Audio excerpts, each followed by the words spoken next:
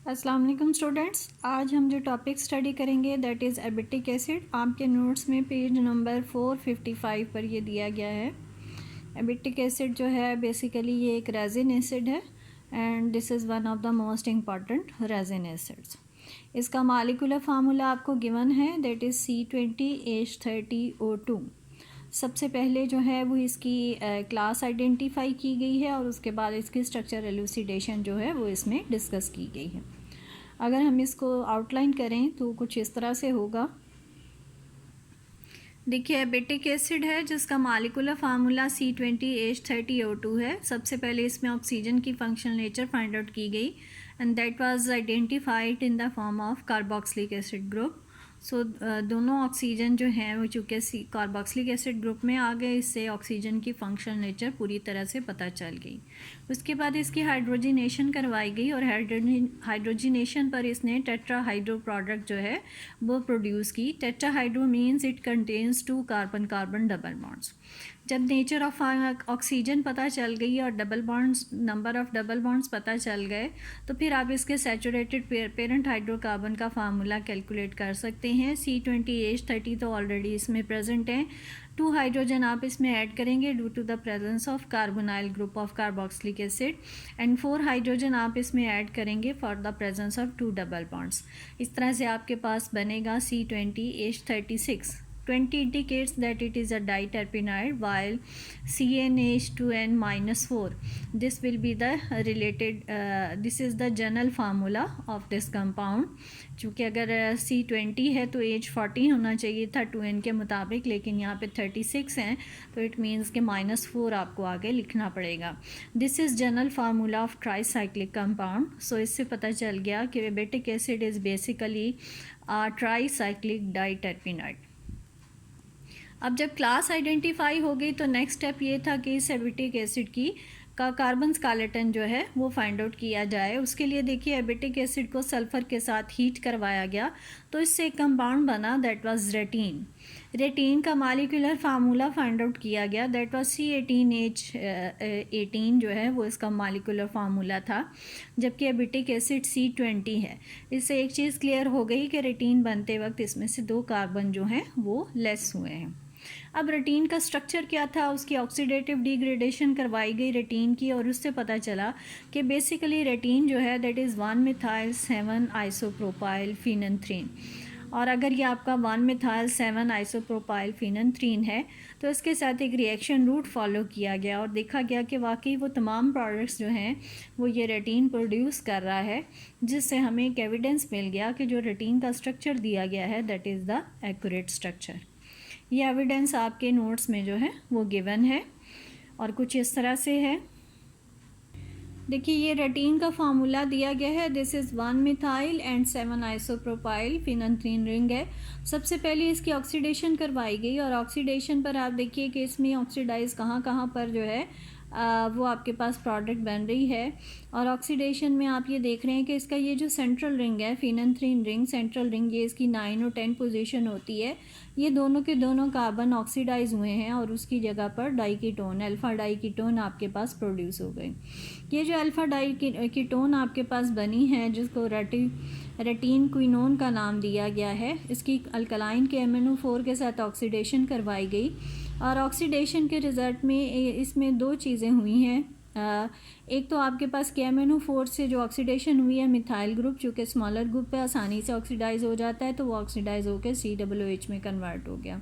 दूसरा इसमें isopropyl group है, थोड़ा चूँकि बल्कि ग्रुप है इसलिए पूरे का पूरा ग्रुप जो है एक माइल्ड ऑक्सीडाइजिंग एजेंट के साथ जो है वो ऑक्सीडाइज नहीं हुआ, बल्कि इसकी जो CH है सेंट्रल कार्बन के साथ जो हाइड्रोजन है वहाँ पे जस्ट ऑक्सीजन एडअप हुआ और वो COH में कन्वर्ट हो गया। सो इसके दोनों अल्काइल ग्रुप्स पे ऑक्सीडेशन हुई है। तीसरी चीज़, चूँकि इसमें अल्कलाइन कंडीशन यूज़ की गई थी तो इन द अल्कलाइन कंडीशन इसमें एक रीअरेंजमेंट रिएक्शन हो गया जिसको हम बेंजिलिक एसिड रीअरेंजमेंट का नाम देते हैं।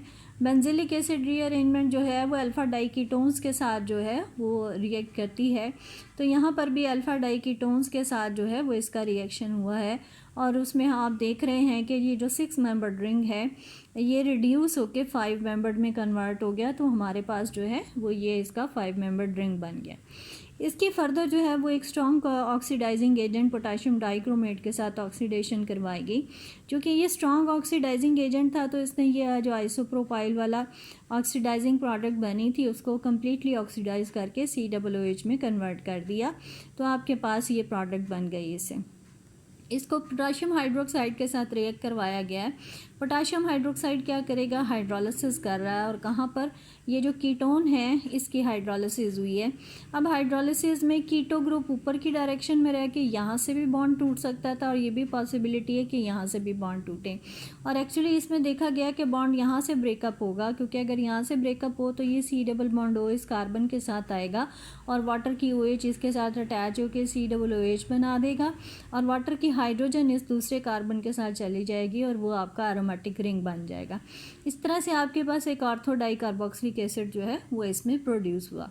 ये कंफर्म कैसे हुआ कि इसमें हाइड्रोलिसिस इसी पोजीशन पर हुई होगी, उसके लिए ये देखा गया कि अगर इसको हम किसी एनहाइड्राइड के साथ रिएक्ट करवाएं तो ये आसानी से खुद एनहाइड्राइड में कन्वर्ट हो जाता है और उसको कार्बोक्सिलिक एसिड में कन्वर्ट कर देता है।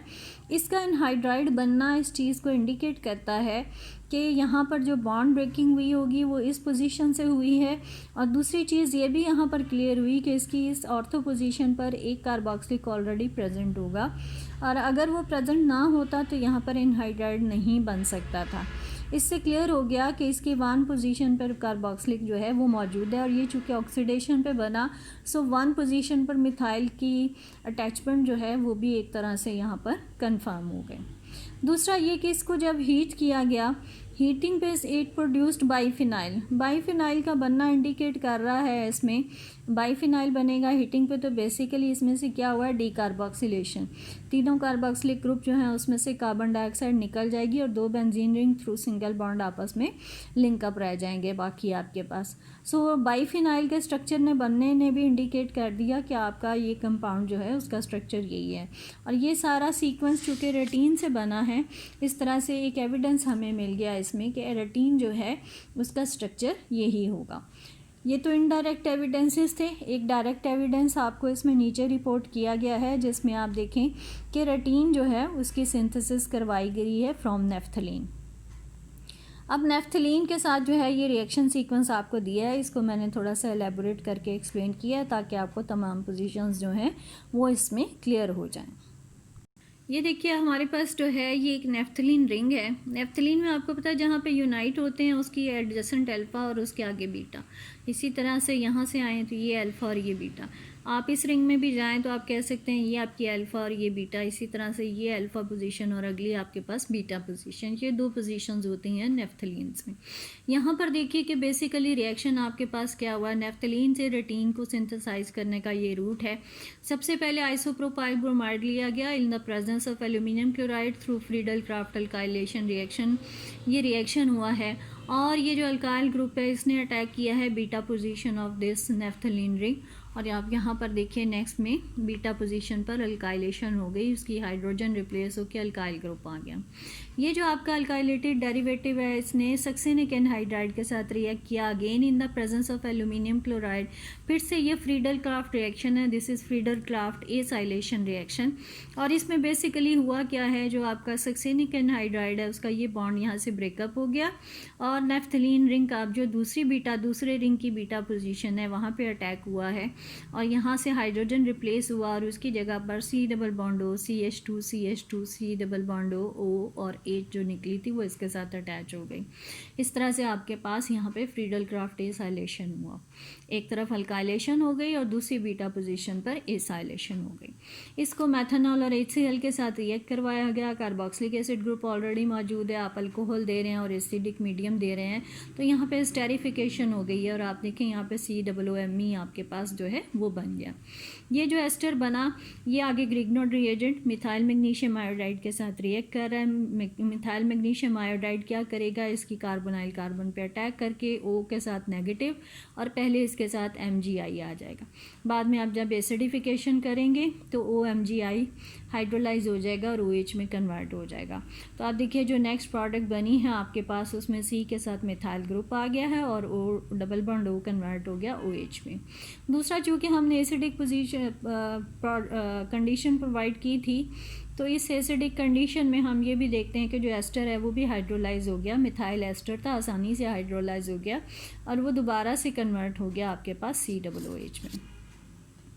ये जो प्रोडक्ट आपके पास बनी है, इस प्रोडक्ट में आपके पास एक अल्कोहलिक ग्रुप जो है वो जनरेट हुआ है और हमने पढ़ा है एसिडिक कंडीशन में अल्कोहल्स जो हैं दे अंडरगो डिहाइड्रेशन। सो यहाँ पे भी एसिडिक कंडीशन में डिहाइड्रेशन हो गई, जैसे ही अल्कोहलिक ग्रुप बना ये डिहाइड्रेशन हो गई, ऑर्थो पोजीशन से हाइड्रोजन और यहाँ से OH निकल गया और आपके पास कार्बन कार्बन डबल बॉन्ड जो है वो इसमें जनरेट हो गया।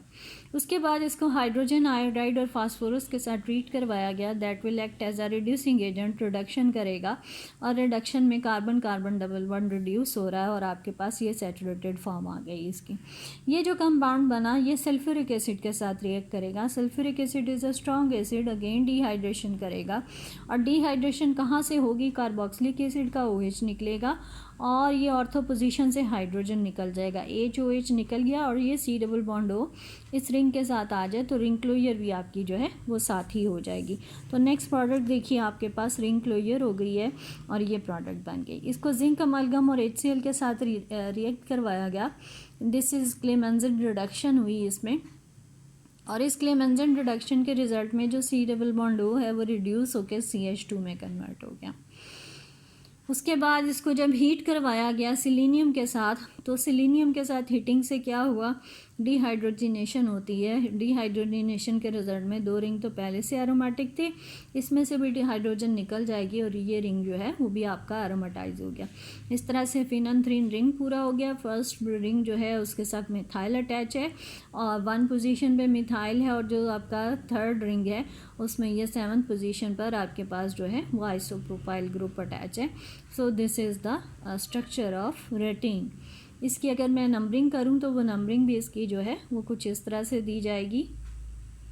इसमें देखिए रेटिन को नंबर किया है मैंने और 1 पे मिथाइल है और 7 पर आइसोप्रोपाइल ग्रुप जो है वो आपके पास लिंकअप हो गया।